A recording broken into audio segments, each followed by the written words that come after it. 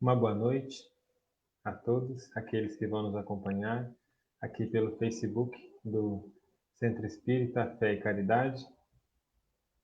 Muito prazer para quem não me conhece, o meu nome é Matheus, estamos aqui com o Sérgio, presidente do nosso Centro Espírita, e a partir de hoje, todas as segundas-feiras, a partir das 8 horas da noite, nós estaremos fazendo o estudo do livro Caminho, Verdade e Vida, né? Pelo benfeitor espiritual Emmanuel, através do nosso querido Chico, né? Então vai ser um bate-papo bem gostoso. Nós vamos toda segunda-feira, lição a lição, né?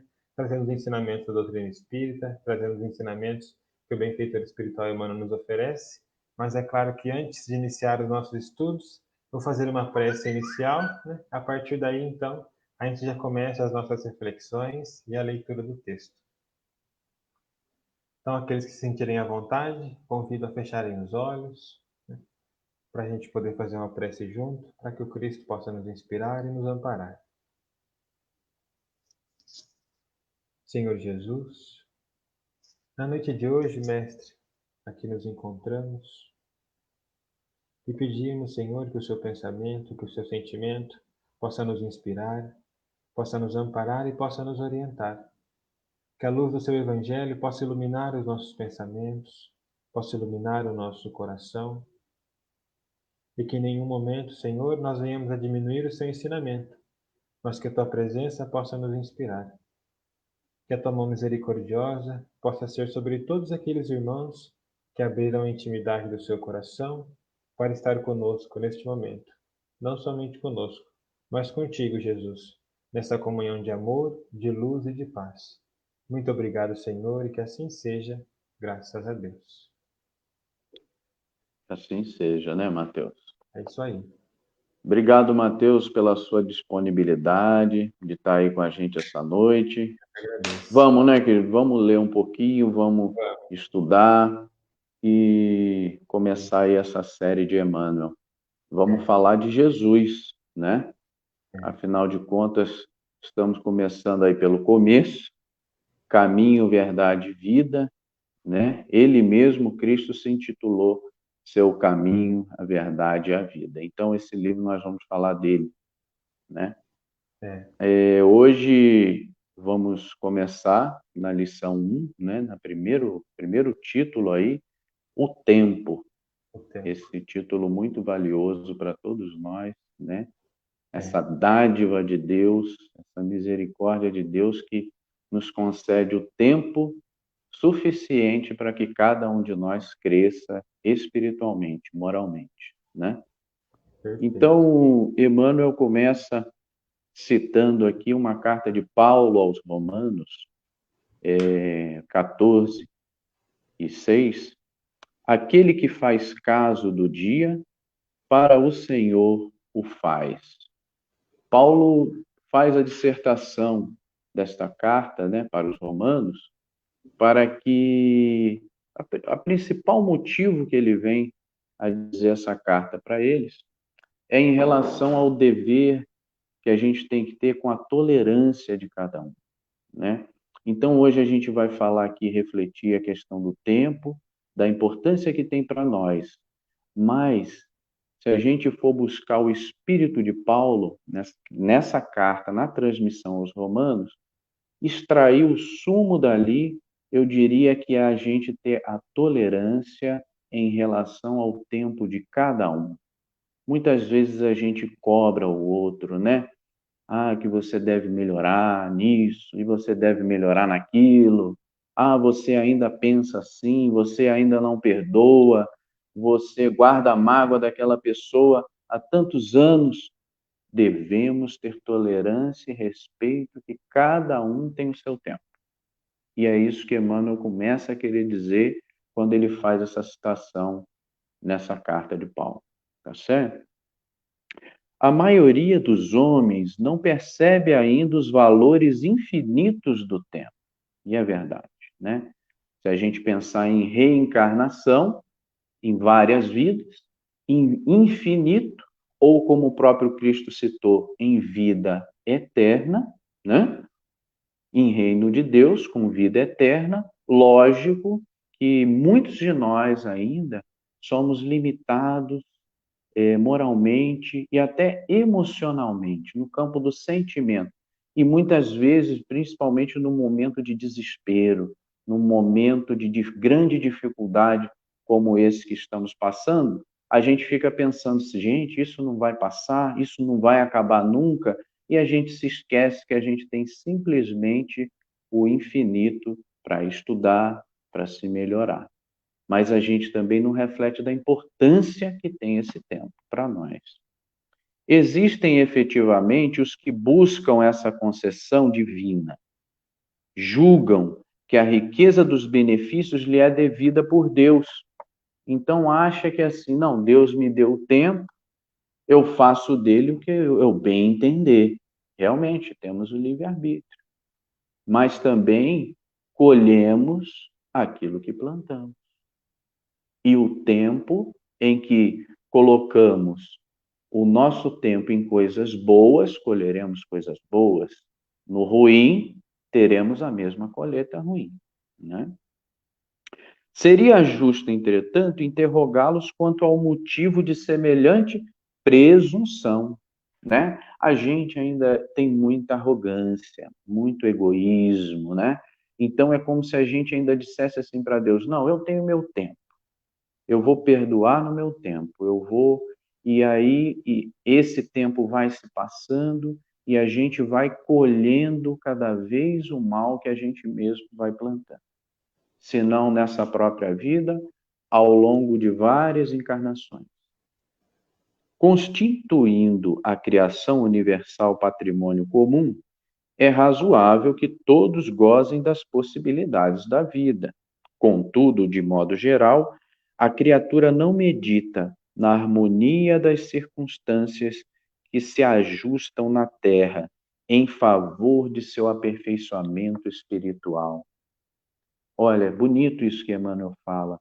A gente, quando está encarnado, muitas vezes a gente perde a noção, e acho que um dos maiores autores do plano espiritual, através da psicografia do Chico, que trouxe para a gente essa noção, foi André Luiz, na sua obra, de como a nossa reencarnação é programada, com quem vamos ficar, quem será a nossa família, qual será o nosso trabalho, qual será o nosso trabalho na religião ou na religiosidade, né? O que faremos, o que devemos fazer efetivamente para a nossa própria melhoria, para o resgate que temos que fazer, nossas provas, nossas expiações. E a gente se esquece que tudo isso foi programado, foi tecido, foi concatenado de forma assim, diria que quase que milimétrica, mas umas nuances, porque a nossa encarnação também não é ferro e fogo, né? A gente de vez em quando muda o percurso para um lugar ou para o outro, né? Isso pode acontecer. Mas pensando nisso que ele falou, na harmonia das circunstâncias, que a gente, poxa, pensa assim, de repente eu estava passando por ali e vi aquele centro, né? Então é como, por exemplo, eu e minha esposa, que andamos ali em frente ao Fé e de repente a gente viu aquele centro e falamos, Sérgio, você não frequentava o centro lá? Sim. Então vamos entrar nesse? Vamos. É a harmonia de circunstâncias, né? Que é o que muitos podem chamar mero acaso. É lógico que todo homem conte com o tempo. Lógico, todos nós temos nosso tempo. Mas se esse tempo estiver sem luz, sem equilíbrio, sem saúde, sem trabalho, né? Então, nossa, eu acho que assim, se a gente estiver sem a luz, às vezes, lógico, a gente pode estar um pouquinho apagado, né? Um pouco down, um pouco triste, né? Todos nós somos sujeitos a isso, né? Sem o equilíbrio, quantas vezes a gente não tem a raiva, não deixa se tomar pelo ódio, né? Sem a saúde e sem trabalho. Qualquer um de nós pode ser assaltado disso. Mas sem tudo isso de uma vez só, fica muito difícil, né? Não obstante a oportunidade da indagação, importa considerar que muito raro são aqueles que valorizam o dia. Então, poucos de nós valorizamos. Gastamos o nosso dia com coisas fúteis muitas vezes, né? É aquela perda de tempo, é aquele matar o tempo, né? Deixa eu matar aqui o tempo, não estou fazendo nada, deixa eu ver o Facebook, né? Não falando aqui, estamos ao vivo no Facebook, né? Mas porque toda a tecnologia, tudo, o WhatsApp, YouTube, pode ser utilizado para o bem, mas eu posso, às vezes, estar utilizando aquilo para meu malefício, né? Então, matamos o dia com essas coisas, multiplicando-se em toda parte as fileiras dos que procuram aniquilá-lo de qualquer forma, principalmente, né, no gozo dos prazeres da terra, né? Sim. É lógico que não tem assim uma finalidade totalmente vã. No fundo a gente procura aquela fuga, aquele escape para alguma coisa. E, em geral, está associado à busca dos nossos prazeres, né? Que a gente precisa ir se melhorando. Tá certo, Matheus? Tá Agora eu vou certo. pedir para você continuar para a gente aí o que Por Emmanuel favor. está trazendo. Por Então, favor. nesse mesmo versículo, né, no versículo 6 que ele comenta, no próprio versículo 7 e 8 ele já responde, né, o versículo acima, onde ele fala: porque nenhum de nós vive para si, e nenhum morre para si. Aí ele continua no versículo 8, ele fecha. Porque se vivemos, para o Senhor vivemos. Se morremos, para o Senhor morremos. De sorte que ou vivamos ou morramos, somos do Senhor. Como quem é É dizer, verdade. mostrando, né, a maneira correta de administrar o tempo. Então, o benfeitor continua. A velha expressão popular matar o tempo reflete a inconsciência vulgar nesse sentido. Né? E de fato, quando nós não conseguimos reconhecer as bênçãos de Deus, porque o tempo ele é um grande agente, né? E o que ele coloca? Inconsciência vulgar. O que nos coloca a pensar que somos inconscientes das bênçãos do tempo. Através do tempo, nós conseguimos construir as coisas, né? Através da organização, através da disciplina diária. Todo aquele que almeja um objetivo e que quer chegar até um ponto, o que ele faz? Ele administra o seu tempo.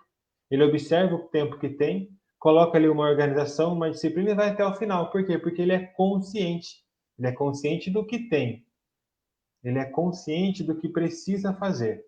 E consciente do que precisa fazer e das ferramentas que ele tem, então ele vai até o final. E um grande exemplo disso está no nosso próprio mestre, né?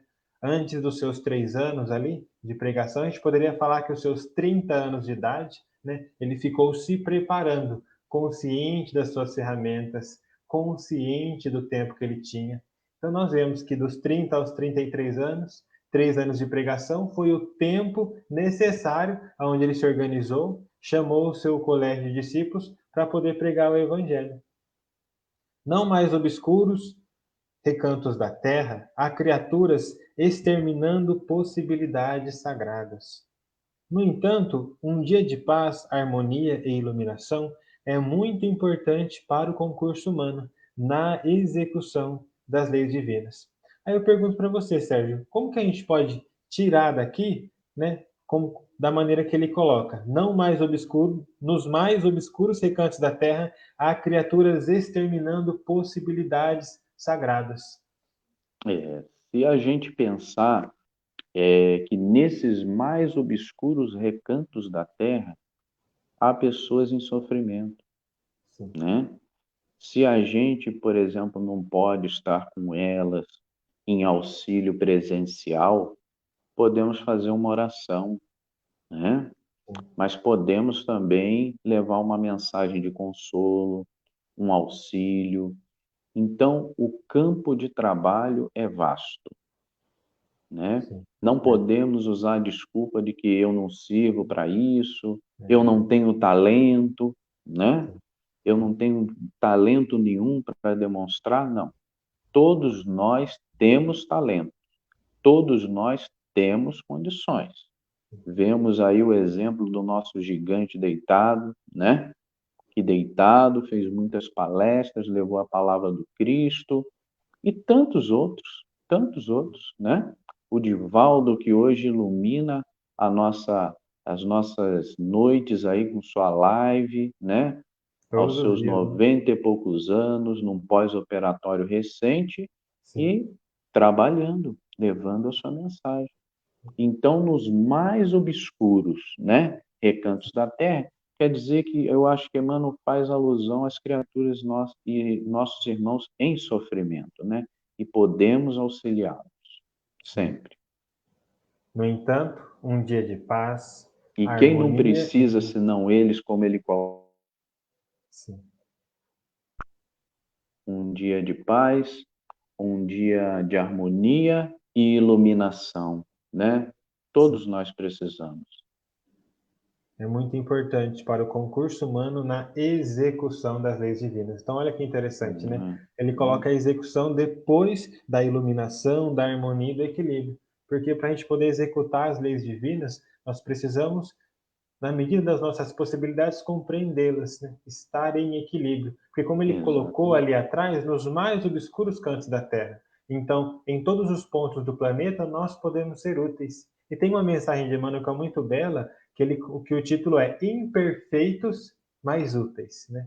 E tem uma frase nessa mensagem que ele coloca, né? Um copo d'água que nós oferecemos em nome de Jesus é uma oportunidade de trabalho. E ali ele começa a descrever. Olhemos para os discípulos. Pedro, com toda a sua dureza, era então, depois que Jesus foi embora, a cabeça ali da casa do caminho. Paulo, Tiago eram ali os dois braços do Cristo quando ele foi embora. E todos nós juntos somos o corpo de Cristo na Terra. Imperfeitos, mas úteis. Então, todos nós, aonde nós estamos, nós temos algo a que fazer e temos como auxiliar. Basta que nós tenhamos a boa vontade, né? Usemos o que nós temos neste momento para poder auxiliar. E continua o benfeitor.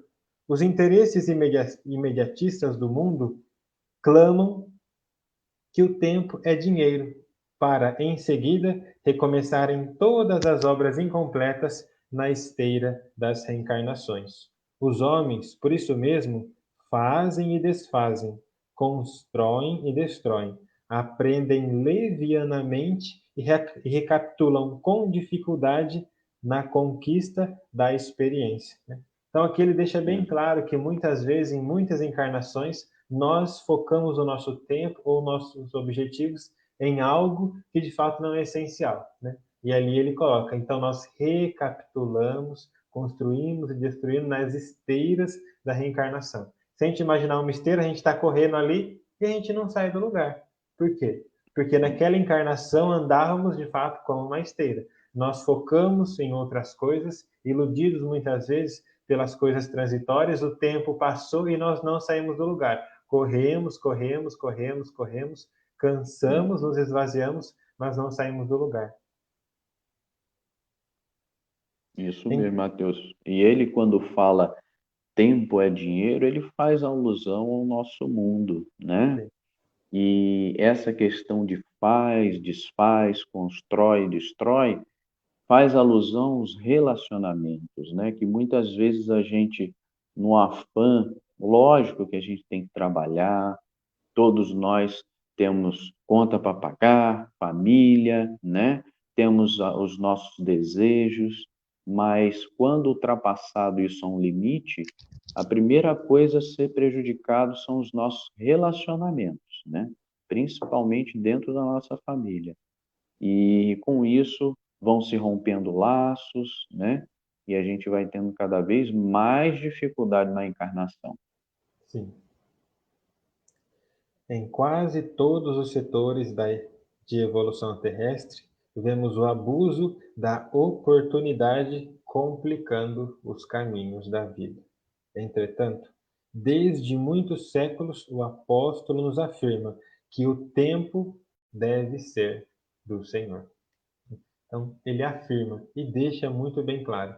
E se nós fizermos uma pequena observação, tudo que nós fazemos diariamente, tudo que nós vamos fazer, ou as nossas tarefas, Se esse tempo, como disse o apóstolo, não é do Senhor, nós ficamos inquietos, sentimos que alguma coisa está faltando, nós sentimos que algo está faltando ou que deveríamos ter feito alguma coisa. Como diz Allan Kardec, a nossa consciência é o nosso principal vigilante. Basta que nós venhamos a recorrer a ela para ver o que poderíamos ter feito ou que deixamos de fazer, né? Porque o tempo ele é algo sagrado e com ele nós construímos. E se nós não fazemos isso, como diz o benfeitor Emmanuel, nossa encarnação é semelhante a uma esteira, né? Nós corremos, corremos, corremos e não saímos do lugar. É verdade. É interessante, Mateus, quando você leu diretamente ali da carta de Paulo, né?